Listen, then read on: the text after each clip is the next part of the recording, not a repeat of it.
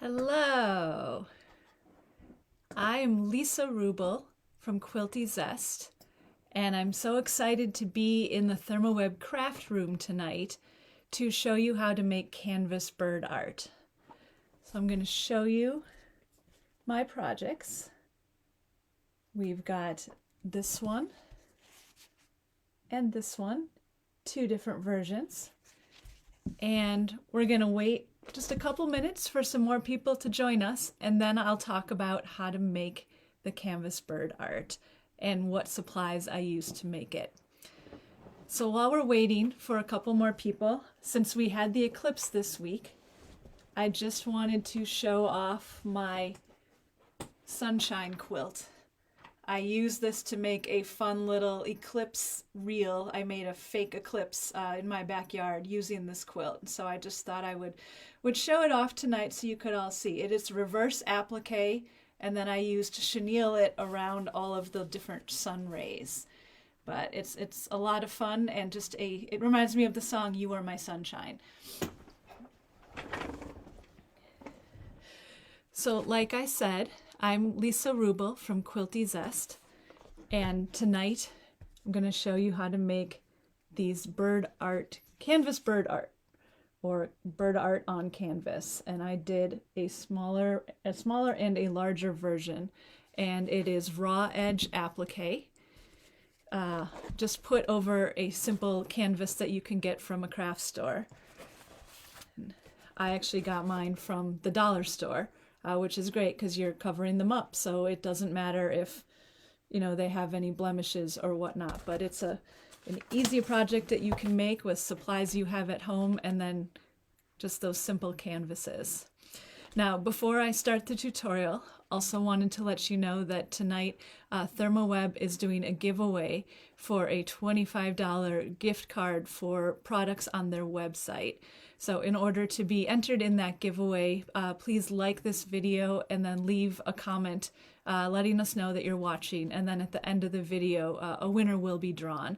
And that will come up in the comments as well, reminding you to do that in case you're joining late and didn't hear this part. But thank you to ThermOWeb for offering that exciting incentive for hanging out with us tonight. So once again, we're going to be making this canvas bird art tonight. I'm going to tell you about some of the supplies that I used for it. So I, of course, use the Heat and Bond Light Sewable to do my fusible applique. And then to give the canvases a little bit of a little softness to them so that it wasn't quite so stark, I used a layer of fusible fleece. And I'll show you how I use that. And then every time that I do fusible applique, I always use the pressing paper as well because it protects my iron and protects my project. So I'm going to move all of these supplies to the side. So there are different templates for both of these projects. The leaf is the same, and the bird beaks are very similar, and the wings are similar. But if you go to the blog post where I talk about tonight on the ThermOWeb blog, there's a PDF that you can download that has these templates, and you can use those when you want to make your own bird art. So when you're going to do the project, go download the templates and print them out, and then you can trace them onto the Heat and Bond Light. So I have already done that step. So I've got my birds and my wings and my beaks all traced already. And then I actually, I cut a couple of the pieces out because as much as it's fun to sit here and talk with each other, you probably don't want me to cut all of those pieces on camera because it'll take a while. Ooh. Hello to Megan and to Violet, and of course to Dawn and Julia, who are watching tonight. Fantastic. So, like I said, I made these projects using canvases from the dollar store. You can also get them at craft stores. I used a 6x8 canvas for the small bird art, and then I used an 8x10 canvas for the larger bird art. and the rest of the fabrics are just scraps that I had in my stash, because a lot of them are little tiny pieces. You know, this is the size of our bird right here. So I've got 2 cameras going tonight, and I'm going to switch over to the desktop view. You can see my my dirty ironing surface, and like I said, I've got some of my bird and wing shapes traced already onto the paper side of my adhesive, and I'm using a batik for this, so it actually, I don't have to worry about the wrong side. But if you are using fabric that is not a batik, you want to make sure you're fusing to the wrong side. And I'm just going to press this and let it get all heated up and stay in place. And so on the templates, I've labeled them for bird 1, bird 2, and bird 3. Like I said, the wings and the beaks are kind of interchangeable, but if you use those labels, then you can keep track of which birds go with which. Okay, and then do the wing as well. So I always have to fight the urge when I am putting this on to move the iron around, and it works just as well if you just hold the iron still. I think it's left over from ironing clothes, which is ironic because I try my hardest to only iron fabric and not iron clothes. But if you just set the iron on top and let the heat bleed through, you'll get your pieces ironed on. And I will tell you what I really like about the Heat and Bond Light is how easy it is to peel off the paper once you've got your piece cut. And so I'm going to just, I've got my good fabric scissors, which my family is not allowed to use for anything else. I actually hide them down in my studio. And I'm going to cut out, there's my wing shape. This was on a batik as well. And then I'm going to just use the fast forward or the time lapse button, and here are all my cutout pieces. So when you're doing the project, you will have, this is for the large one, you'll have the 2 birds, 2 wings, 2 beaks, and then the branch and 6 different leaves. So I'm going to demonstrate a little bit on this one tonight, a little bit on the other, but the technique is the same for both projects. So I used all of my cutout shapes, fused them to the wrong side of my fabric, and now I'm going to start building my project. I just realized I did not cut the little feet out of the bottom of this bird. So I don't know about you, but when I'm cutting tiny applique pieces, I keep the garbage can like right between my legs so that when I cut, my garbage can just go straight into there. So I've got all these pieces right here. I'm going to move them off to the side for a second and show you the setup for creating the padding for our piece. So what I did, and this is sort of my example that I got a little further along, but what I did for the small one is 6 by 8, so I cut my fabric to 8 by 10. So an inch bigger on all sides. And then I cut my fusible fleece piece. I'm sorry, I got that wrong. I cut my fusible fleece piece to 8 by 10, and then I cut my fabric to 9 by 11. So the fabric extends beyond the edges of my fusible fleece. And then I cut out a 1-inch square in each of my 4 corners of my fusible fleece, and that's for when we fold the fabric over the canvas. So I've got an example here, and sometimes the fabric marking pens don't show up that great, but this is for the larger one, same thing. I've got the 8 by 10 canvas, so I cut my fleece to 10 by 12 and then the fabric to 11 by 13. And so what I did then is I went to the corner, I used a ruler, and I just drew a 1-inch square in the corner. I think you can see that purple line. So I drew a 1-inch square in each of the 4 corners, and then I cut that out. And that's so that there's not as much bulk when we're putting it together, which you'll see about in a couple minutes. So after doing that, then you fuse the fleece to the wrong side of your piece of fabric and center it. So you can see I've got a little, because my outer piece of fabric for this small one is 9 by 11 and my fleece is 8 by 10, I've got a little gap around the outside edges. And then I've got those corner squares cut out. And I'm just trying to look, because I lost one of my pieces of fabric. You look at my bird for a second. I will be right back.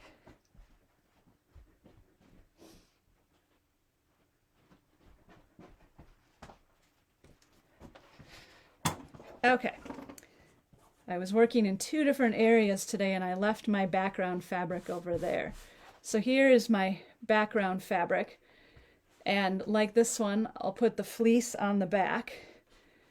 So when I do this, I'm going to put the fleece, put the fabric right side down and put the fleece on top and just roughly center it. You know, I'm not going to measure or anything, but just kind of make sure that I've got it centered. And you can see I've got my cutout squares in the corner. And then I'm going to flip it over before I press it.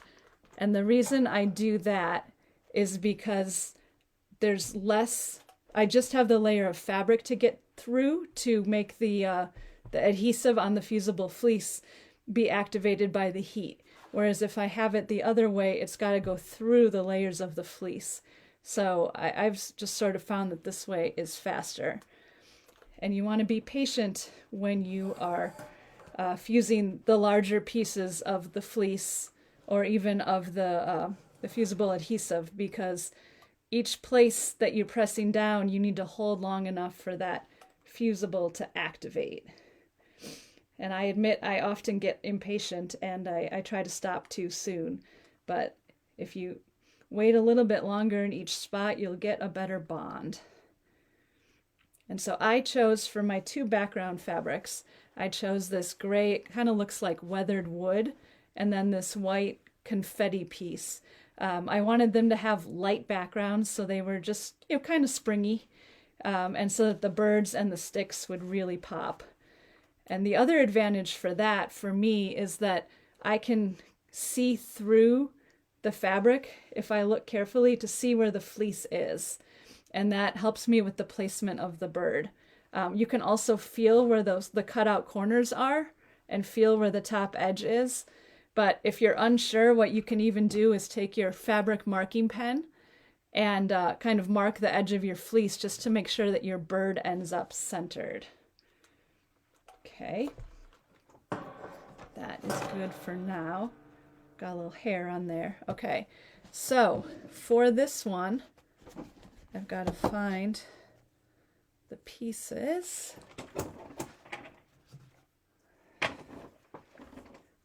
Kind of going back and forth between showing the big one and the small one, but they are both the same technique. So I've got my branch here that I cut out, and I'm going to peel the paper backing off. Put that in my garbage can underneath, and I'm going to position it. I want to make sure, first of all, that it is square with the bottom. I mean, you could have your branch on an angle if you want, but the way I have mine set up is so that it goes kind of straight across. And I want to leave room at the bottom because I'm going to add in the 2 leaves and a leaf up here. And I also want to make sure I don't want my stick floating. If you look at this sample, you can see the stick kind of goes off the edge. And because I didn't want it to float, because, you know, it's connected to an imaginary tree. So what I'm just checking, there's the edge of my fleece. So I don't need to have it all the way to the edge because we'll tuck around when we put it on the canvas. But if you're within like a finger's width of the edge, you should be good. And I'm actually going to lay out all of my pieces before I fuse them, just to make sure I kind of have them where I want them. Now, I use 2 different color greens for the leaves. I picked these polka dot fabrics because they're a little whimsical, and I really liked how they looked. But you can use, you know, all different colors, all the same. I just put a couple leaves on because we're at that point in spring where, you know, the leaves are starting to bloom, but there are not a lot of them. Okay, and then I've got my bluebird. I had so much fun going through my blue scraps, just picking out what I wanted for the birds, the different colors. You could choose any different color of bird that you wanted. I'm going to slide this a little bit this way. You want to make sure his feet hit the stick so that he's not floating, because his wings are not flapping at the moment. And then a wing, which we'll put on top.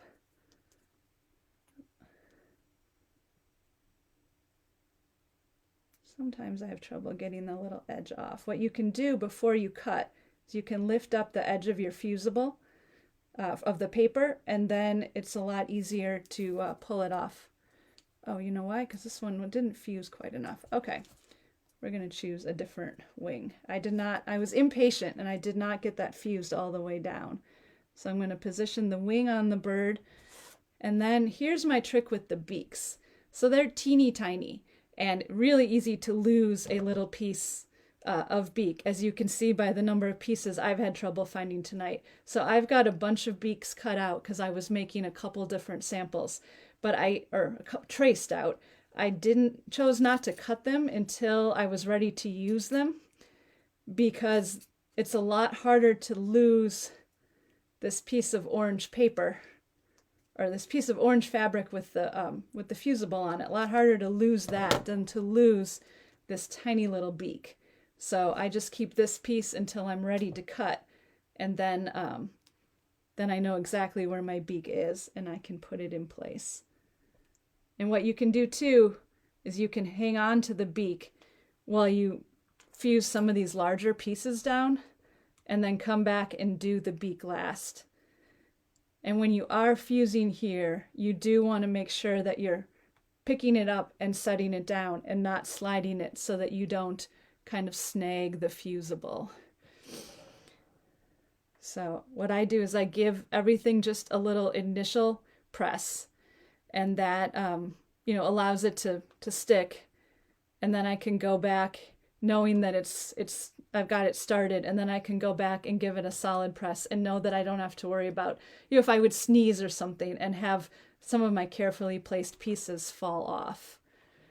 Okay, now I'm going to put my beak on, right on the front of the bird. Okay, and so like I said, if you are making the larger version right here, it's the same idea. The branch comes from the other side, couple more leaves, and of course 2 birds. So it's the exact same technique we're doing here with the fusible, cutting out the pieces, and then doing the fleece on the back, which just gives it a little bit of padding. Okay, so I've got my pieces all fused in place, and the next step at this point is to do some applique. Now you can always go ahead and do a zigzag applique or straight stitch or whatever, but I ran into a technique courtesy of a gift from a friend a couple years ago, and I'm not sure what it's actually called, but I call it graffiti stitching. And so if you look on here, you can see, so I did 2 laps around everything, 2 laps all the way around all the branches and the birds and whatnot. And on one lap, I went just inside the sticks and the bird outlines and the wings and all of that. On the other one, I went loosely outside it. So it almost looks like, you're just scribbling or sketching or graffiti art, any of those descriptions. And I like it because it's very loose. You don't have to worry about it being perfect. I got a little high over that bird head, but it's really whimsical. And so that's what I did. I do it with my free motion foot, and I do it with black, so it looks almost like it's a little outline. So on my sample right here, I already did the bird and the beak and the legs. And what I'm going to do is switch cameras, and I'm going to do the branch and the leaf. And I don't know how well you'll be able to see it, but I thought I'd give it a try. And I will also warn you, I am not a fabulous machine quilter, but when I do it, I tend to do it pretty quickly just to kind of keep it moving. So don't think it's because I'm good at it. It's kind of a momentum thing for me. So like I said, I've got the bird done already. Let's see. Okay. So I'm going to start at one end of the stick, and I'm using my free motion foot, and I have the feed dogs out of the way, and I'm just going to loosely follow the shapes. And it's a little messy.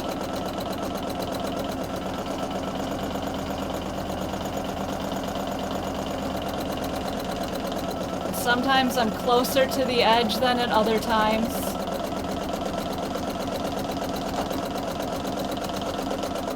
And now I'm going to do a second lap.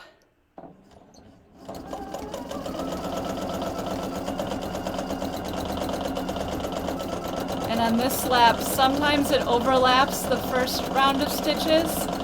Sometimes it's a little farther out, farther in. It's got that sort of sketch effect.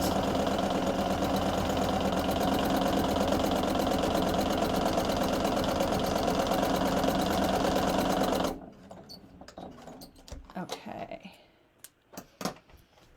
Got some threads off. There we go. Okay. I'm going to switch back to my iPhone view.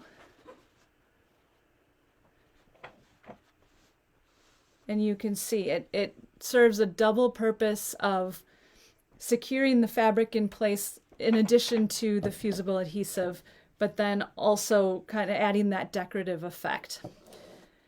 And so now at this point, we're going to add our piece to the canvas. And I brought out the big guns for this. I went out to the garage and I found our staple gun. You can do this with glue if you want. There's the fabric fuse, which I'll be using later to put the backing on, but you could do it with that or with a glue gun. But I found the staple gun to be a little bit faster and a little bit more secure because you don't have to sit and wait for glue to dry. So what I'm going to do is I'm going to turn it over. You can kind of see get that thread out of the way. You can see my stitching on the back, but you can also see the edges of the fusible fleece. And I'm going to lay my canvas down, and because of those cutout corners, you can align your canvas so that the corners of the canvas are right where those cutout corners start. And you'll see why in a minute. But the first thing we're going to do is fold the edges over and staple down. I'm actually going to move the ironing board so that I have a little firmer surface to work on. And you'll notice that there are already staples that are holding the canvas onto the frame. So you just kind of want to keep an eye where those are so you're not stapling on top of a staple that's already in there. And so what I actually do is I'm going to start in the middle, and on the first side you don't have to hold it quite as tight because you're not stretching anything. And I'm going to staple. And I will say, when I do this, my staples don't always go in cleanly. And we're going to cover the back with felt, so that's okay. So don't worry about it if you have that same issue. And then I'm going to put in another one here and another one there. So if I look at this top edge, the batting gives it a little bit of cushion so that it's not quite so like a straight cut edge. And I've got that edge pretty much secured. So now I'm going to pull it tight over the canvas and come around to the other side. And now here's when you do want to make sure that it's tight, because that will keep everything nice and flat on the front. So same thing, I'm going to kind of look and see where my staples are and go in between them. And so while I'm doing these staples, I know that Dawn has been writing about it in the comments, but there is a $25 ThermOWeb gift card giveaway tonight. So in order to enter that, make sure you leave a comment and like this video, and then Dawn will choose someone at the end to win that gift card. And you can use it to buy the supplies to make your own canvas bird art. So I've got two sides done, and if I go back and look, I can see everything looks nice and flat. If it doesn't, you can always pull the staples out and start over. So now I'm going to work on the sides. Same thing, I'm going to look to see where the staples are. Let's push that a little bit farther. And then I'm going to staple in the middle, one on each side. So if you are going to use a staple gun, before you get started, see how many staples are in the gun. Because when I made my first sample, I got the first 4 or 5 staples in, and the gun promptly ran out of staples. And I had to go search out more, which happily we had. I didn't have to go to the hardware store. But it's always nice when you have all your supplies gathered at hand. Okay, so now I've got everything done but the corners. And I'm going to look and just make sure everything looks pretty flat. And it does. So now we're going to do the corners. And I will say there's no one right way to do these corners. And, you know, they might not end up perfect, but having that fusible fleece cut out of the corner makes it a lot easier. Your goal is to make the front look good. It doesn't matter what the back looks like because we're going to cover it up. So, you know, I've tried a couple different techniques and they're all equally mostly successful. So you can pull that middle corner down first and then pull the sides in. But the key is you want to turn it over and look. And do you have a relatively square corner there, or is there something bunched up? This one actually looks pretty good. So I'm just going to keep holding that and put in some staples. Now you're kind of stapling blindly here, not knowing if you're hitting other staples. But so far I either have not hit them or they've just worked themselves around the existing staples. And then I'm going to do the next thing on the corner. You can try pulling in the middle like I said, and then the sides, or you can kind of go to one side and then pull it back, almost like you're wrapping a present. And the way you do the corners, you can do that for here. And just, you know, flip it over, make sure you don't have any extra lumps. And the front looks good. Put in a couple staples on the back. And I got 2 more corners to do. That one's not quite great. So this for me was a very trial and error section of the project because every corner is just going to do it quite slightly different. One more.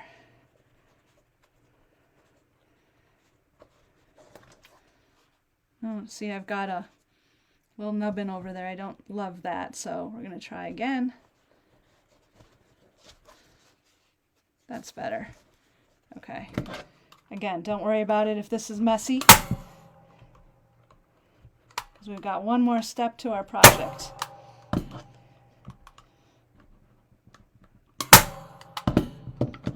Can't get that one down. See why I needed so many staples? Put 3 in the same spot. Okay, I am going to pull my pressing paper back for this last step because if you need to protect your cutting surface from glue, the shiny side of the pressing paper works lovely for that as well if you don't have a piece of cardboard handy. So what I did is I took a piece of craft felt, just those 8 by 11 sheets that you can buy, and I cut it to the same size as the front. So for this one it is 6 by 8, and for the larger one it's 8 by 10. And then I have fabric fuse, and I'm going to come to the back side. I tried it both ways, putting the glue on the felt and putting it on the frame, and it's definitely better on the frame. But you want to get enough on, but then also make sure that it's not going to ooze out to the front side. And there we go. I'm just going to put it all the way around. I don't know how much the glue shows up because it's light on top of a light colored piece of fabric. But get enough on, and then take your piece of felt. You want to start on one side and press it down. You may want to cut your felt just slightly smaller than 6x8 so that you don't have to worry about it poking through to the front. And then once you get it in place, you're going to turn it over and then get some sort of heavy book, or maybe your latest bag of fabric that you've bought, something heavy, and set it on top. Ideally, a book would be great because it will press down on the frame. If you have something smaller that presses down on the canvas, it will, it's going to push on the canvas and kind of add some slack to it. So I have a dictionary down here that I put my computer on so that it's face level when I do these videos. So I can't put my dictionary on it right now because it's under my computer for this video, but a heavy book is great, and just let it sit there, even overnight until it dries, and then you will end up with a nice looking finish on the back of your project. And then if you want, you can set it in a windowsill, or you could even add one of those little like teeth hooks on the back if you want to hang it. Okay, I'm going to switch to put this up a little bit and show myself. So that is how these cute little framed art birds go together. I think this would be a great Mother's Day gift. Actually, my mom is here visiting right now in Michigan from Wisconsin. She came to watch my kids in a play and in a soccer or track meet. Not soccer game, that's next week. And she saw these and she goes, "Oh, I love those." And I thought, Mother's Day gift, done. But anyway, these would be an adorable Mother's Day gift, a great teacher gift, or even make them for yourself. A fun way to dig through your scraps, find some fabrics that you want to play with.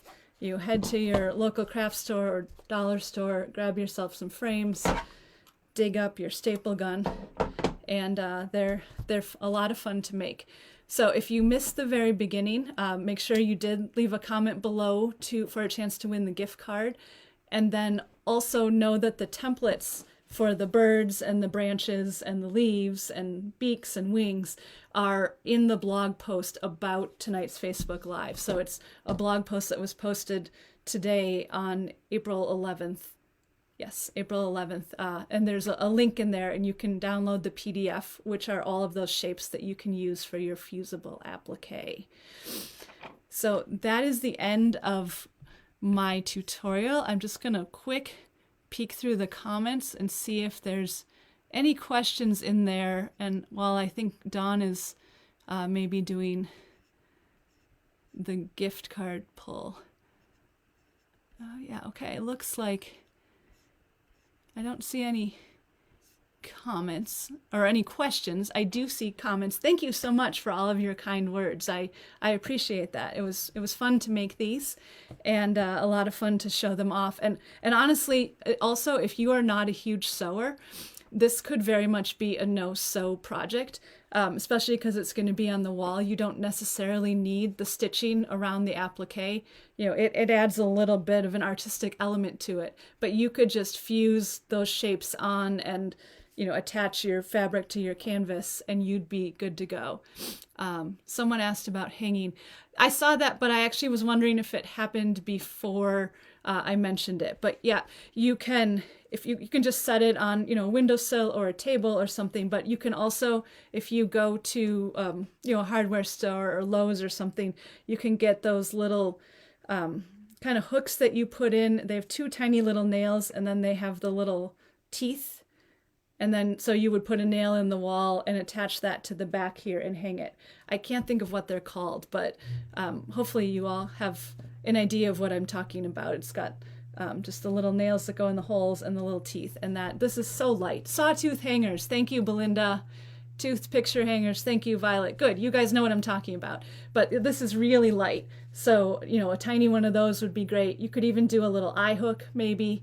But yeah, those are some of the different ways you can hang it. I actually think I'm just gonna maybe put it in a windowsill or give it to my mom, either one.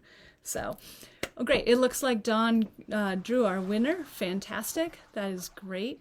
Thank you all for joining us tonight. I hope you enjoyed seeing the tutorial, and hopefully you try it yourself. And if you do try it, make sure you post a picture of it in the craft room, because that'd be really fun to see.